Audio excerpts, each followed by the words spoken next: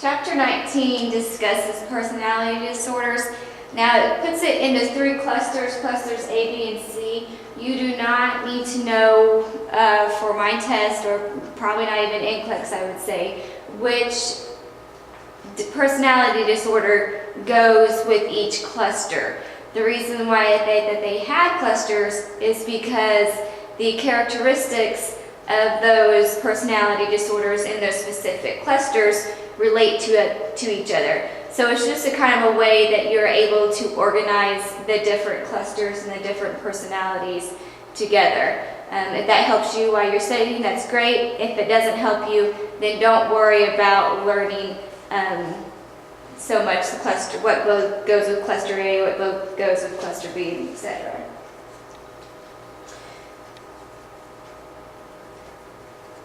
So personality disorders, they are not diagnosed until a person reaches the age 18, because this is when it is believed that our personalities are now fully formed, is whenever we are 18 years old.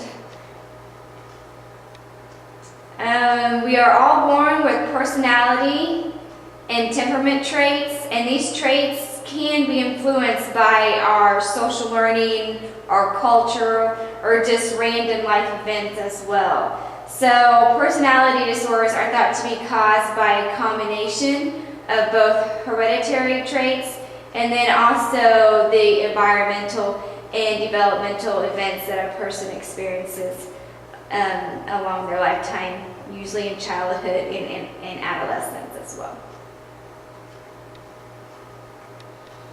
Okay, so like I said, it's divided into 3 clusters, A, B, and C. We'll first start talking about cluster A. And these are personality disorders that possesses odd or strange traits. And the first one is paranoid personality disorder. Now these individuals are going to display extremely guarded and distant behavior and will be highly distrustful of others, as they believe others are looking to exploit them, harm them, or mistreat them. These people are going to be hypervigilant. They don't want to confide in others because they believe any personal information that they share is going to be used against them in some way to cause them harm. So taking that into consideration, we can see why patients that have paranoid personality disorder have difficult time with relationships. They don't trust others, and due to the mistrust,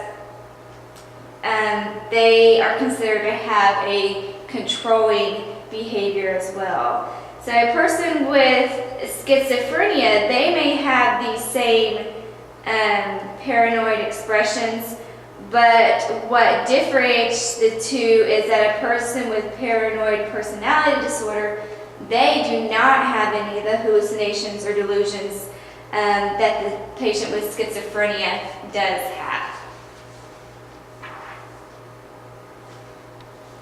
So some nursing responsibilities here is just know that they're going to be difficult to interview and obtain information from, because they're going to fear that you're going to use that information against them, and just make sure that you're straightforward with these patients. Avoid being too kind or too nice to them. Schizoid personality disorder is next, and this is where there is a pattern of detachment from social relationships, and there is a restricted range of motion expression. So they have little to no personal relationships, and they don't even desire to seek any relationship either.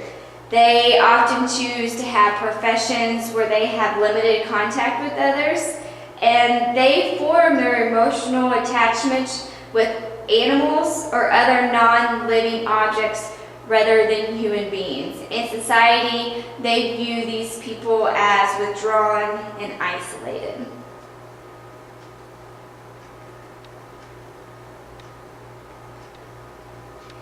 Schizotypal personality disorder. It is very similar to schizophrenia. A person with schizotypal personality disorder, they're going to appear unkempt, they're going to have restricted range of motions, they're going to have bizarre speech, magical thinking, they will have ideas of references.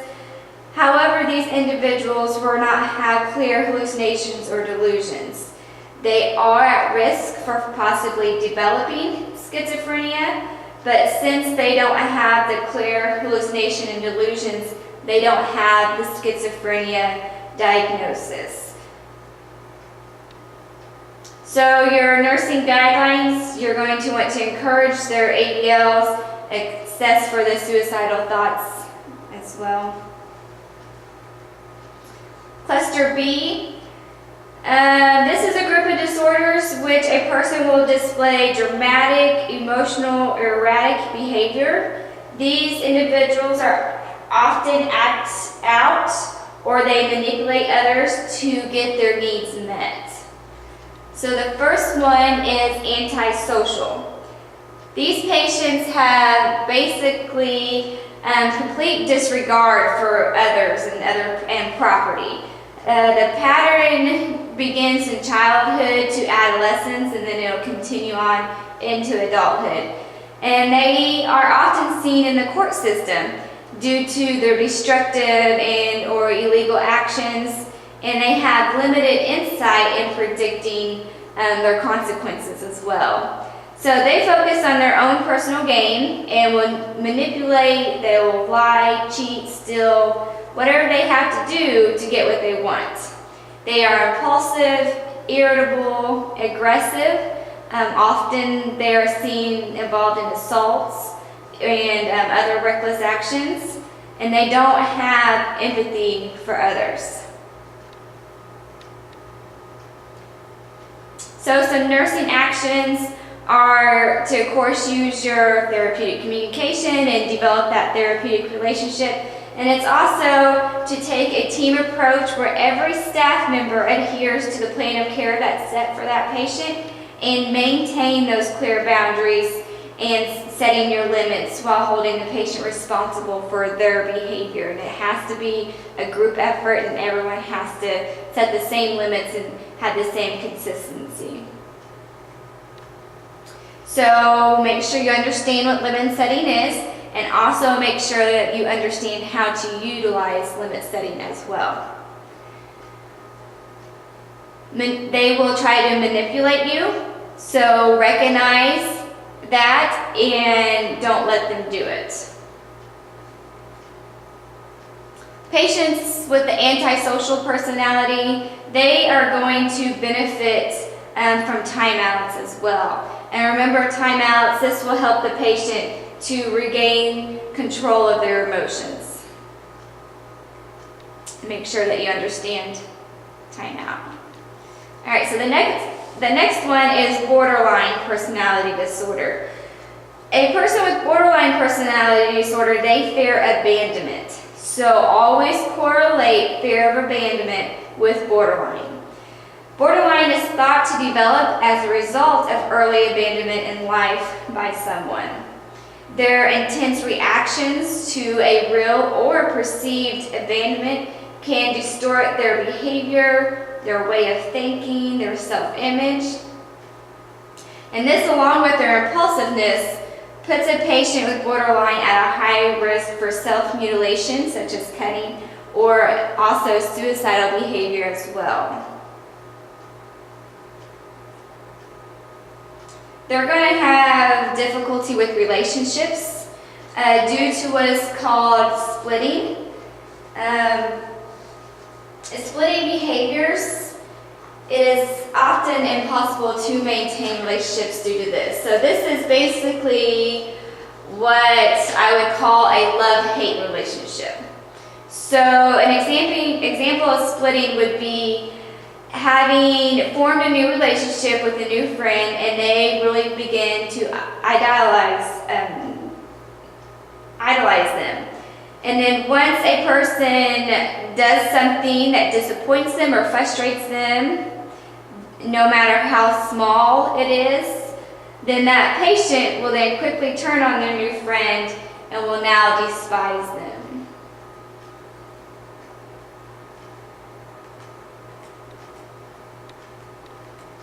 So your nursing guidelines are safety, maintain clear and consistent boundaries with limits as a team approach, use your straightforward communication, assess for any suicidal or self-mutilating behaviors, and to reshape their thinking patterns as well. Read over those ways to reshape thinking patterns. Make sure you understand them.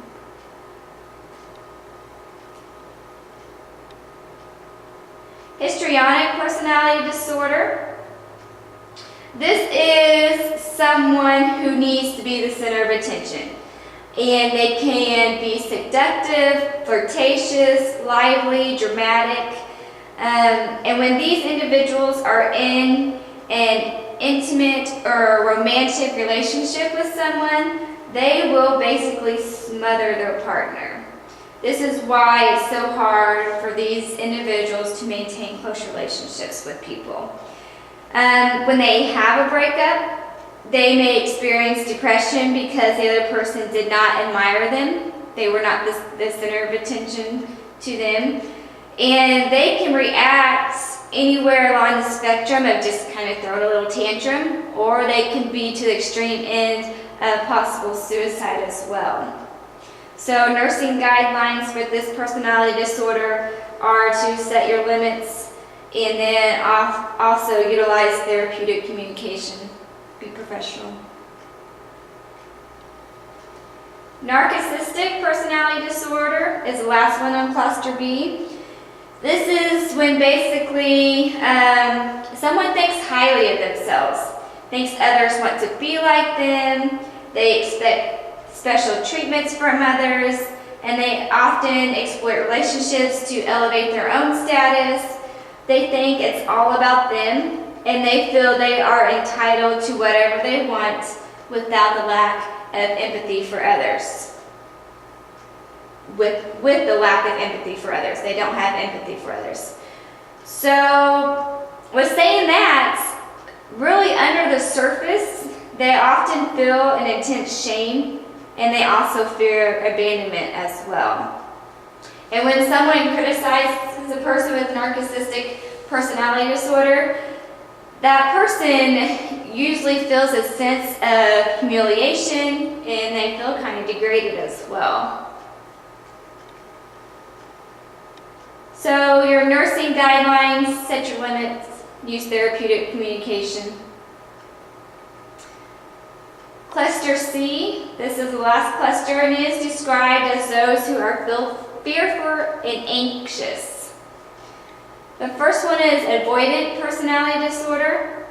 These patients have a desire to have a close relationship, but they avoid all situations which require an interpersonal contact because they just have this intense fear that they may possibly be rejected. They are often seen as quiet and shy and may have some poor self-confidence as well. They can develop interpersonal relationships, but only after another person shows repeated demonstration of support and approval of them. So our nursing guidelines interventions are to teach socialization skills, provide positive feedback, and help a person build their self-esteem. Dependent personality disorder. This is when a person will have a pattern of submissive and clinging behavior related to an excessive need to be taken care of. So I kind of think of junior high girls when I think of this disorder. They always feel like they need to have a boyfriend, some of them, not all of them, but some of them. And once that relationship is over, then they're automatically looking for another relationship. And this is true also with adults. Remember, it has to be personality disorders, you have to be 18 years or older. So that same thing happens with adults too with dependent personalities. They jump from relationship to relationship, always needing to depend on someone else. And a patient with dependent personality, they are not able to make decisions on their own. They are constantly needing approval from someone or reassurance before they make a decision as well, even the small decisions. Obsessive compulsive personality disorder. Now this is different than OCD, and there is a little file on Moodle that distinguishes the two for you. So a person with obsessive compulsive personality disorder, they are basically perfectionists. They think their way is right, the best way, and they are very orderly people, and they have a fixation on following procedures to manage daily tasks. And oftentimes they're too busy to have friends, and if they do have friends, it's at a very superficial relationship level as well. So those are the personality disorders. There's 10 of them. There's quite a few of them. Whenever you're studying, if you have questions, make sure that you email them or Moodle message me before your exam.